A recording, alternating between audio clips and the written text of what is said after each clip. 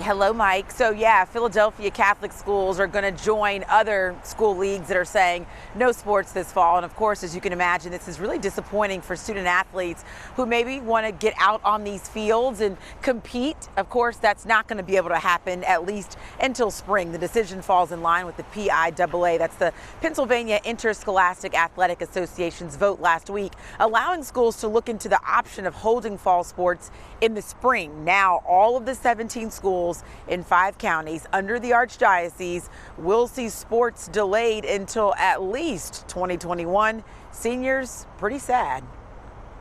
It shocked me. I still want to work out. I still want to run. I'm still going to try to get my buddies and have a catch here now.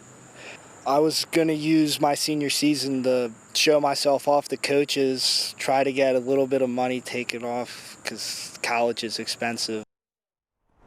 Oh, yeah, it is. And the Catholic League initially delayed the start of fall sports until August 31st. Well, that changed. Here we are this morning. The impacted sports: cross country, field hockey, football, boys and girls soccer, girls tennis, and girls volleyball. The disappointment, of course, understandable for students and totally real for student athletes who were banking on sports scholarships for a chance at higher education. You can understand why the student we just heard from says, you have to get that money for some kids to be able to go to college. So hopefully we can cross our fingers that the fall sports can be happening in the spring and these seasons don't just really get cut short. Mike and Alex. Yeah, I think that's just about everybody's hope. You could get it done in the spring. All right, Lauren, we'll see you just a bit. Yeah, Alex, very different than the video that you probably are showing. Here's what's left of these 5 cars in the driveway, and you can see police and fire officials from Mount Laurel both on scene here. Now, we're on Willow Turn. It's deep into a residential neighborhood, and let's roll that video again that the viewer sent us, that telling us that 5 cars were set on fire. The flames, of course, very intense when this fire first started just after 3:30 this morning. Luckily, no injuries were reported in this blaze, but of course, definitely caused quite a scene in the neighborhood, and people are pretty lucky that nothing else happened with so many cars parked here in front of this row of townhomes here in this residential area. Of course, police have the street blocked off while fire investigators are taking a very close look at all of the burned out cars, but they're focusing specifically on the 2 most badly burned at the end of the driveway. Again, 5 cars total that are damaged. Police just put evidence markers out, took a lot of photos. They've been looking inside, outside the cars, underneath the hood. You can see the 2 in the back burned very badly there.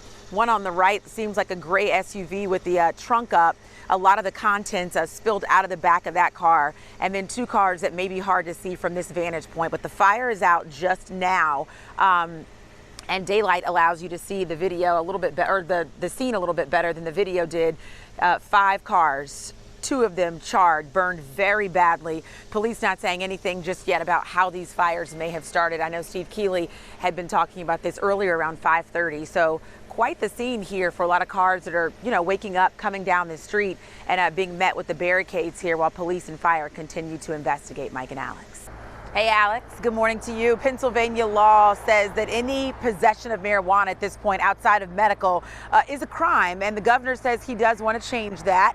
And he might have some pushback, but that's his goal leading up to November. So if you come to a dispensary like this one, medical marijuana might not be the only thing that you can pick up when you leave here. They'll be doing a different kind of business here in Delaware County. The changes started back in 2016 when we heard Governor Wolf sign legislation authorizing the state's medical marijuana program. And then last fall, he announced he also supported making the drug legal for recreational purposes. Wolf wants to direct some of the tax revenues from the sale of recreational weed to a program to repair what he called a release of the harm done to crime victims and communities as a result of marijuana criminalization.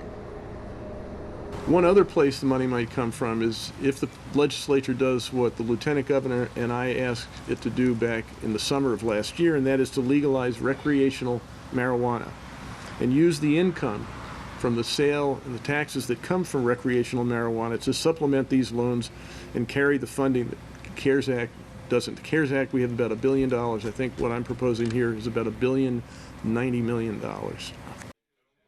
So under the governor's plan, as he just mentioned, about half the proposed weed tax would go to help historically disadvantaged businesses, which are those more than half owned and operated by people who are Black, Hispanic, Native American, Pacific Islander, groups deemed to have traditionally been discriminated against in financial dealings. A House session happening next week. We'll see what happens with Wolf's agenda, since he is already being met with some opposition, people saying that getting high is not high on their priority list when it comes to changing the law in Pennsylvania. I heard that. All right, thank you, Lauren. 6:38. A party favor, you know. Is Lauren even still with us? Lauren, oh gosh. Mastery High School. It's a school supply giveaway, Lauren. You talked so long about number 2 that they're out of number 2 pencils, and the line has gone down here in Camden. We're going to tell you how Mastery High School is doing things different on this back to school Wednesday. It's right, Alex. So today is the day they can come get all sorts of things. We're here with Dr. Hayes. How are you? I'm doing well. And yourself? Good. Not really a typical back to school event that you planned, right? Not at all. Not at all. What are we doing here? Kind of explain. I know up at the front, you guys have mastered it. There's not a long line, so that's good. Yes. The trick is to give a broad window to ensure that people have a number of choices to make when they come. And so today they're coming to get their schedules. They're coming to pick up laptops. We're going to make sure we do a tech check to make sure all things work. They're able to log into all of our systems. We have a number of backpacks available for students that include books, paper, pencils, things they're going to need to be able to work from home.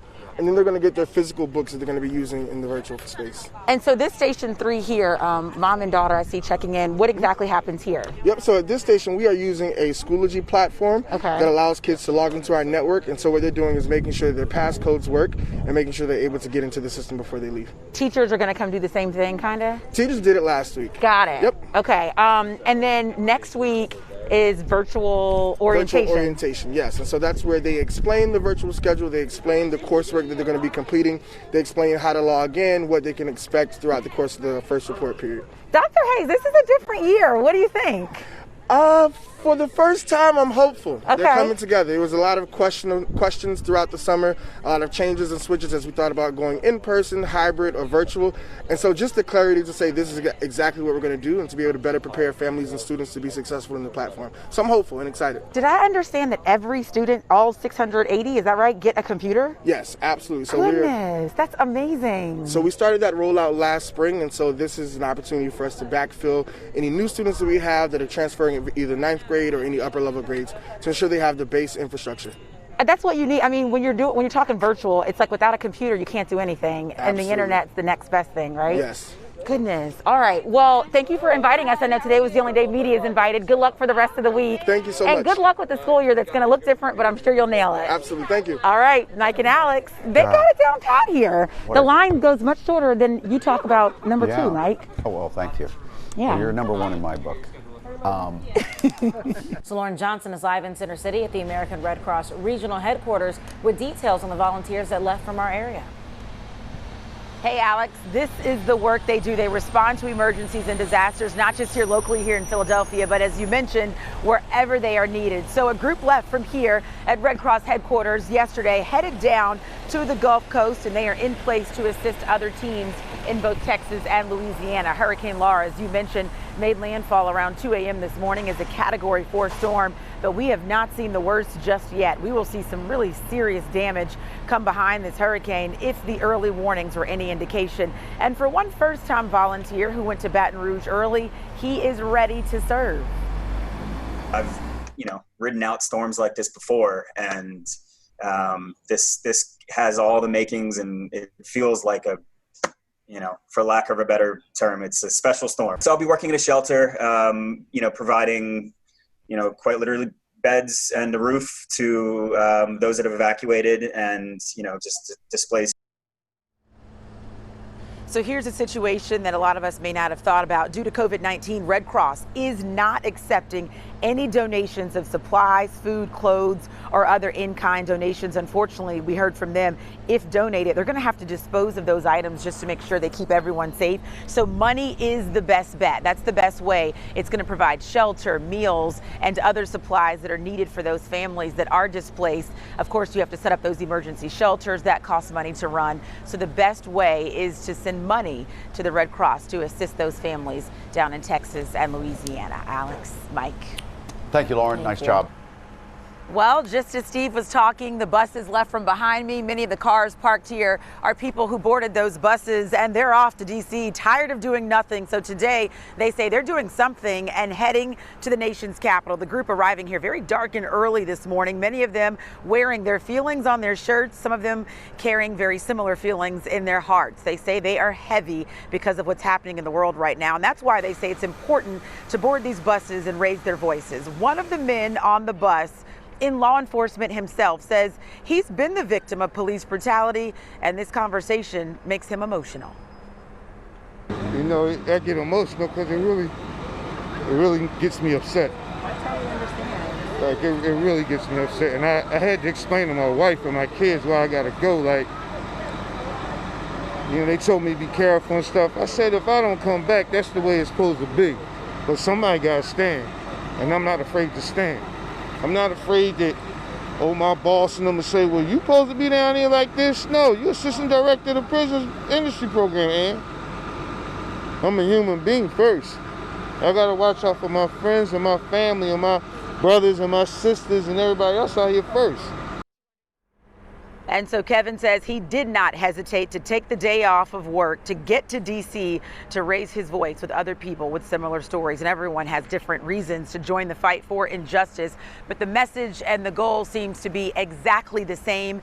And that's why they say they got together with people from Philadelphia, got on that bus, and headed south. Mike, Alex.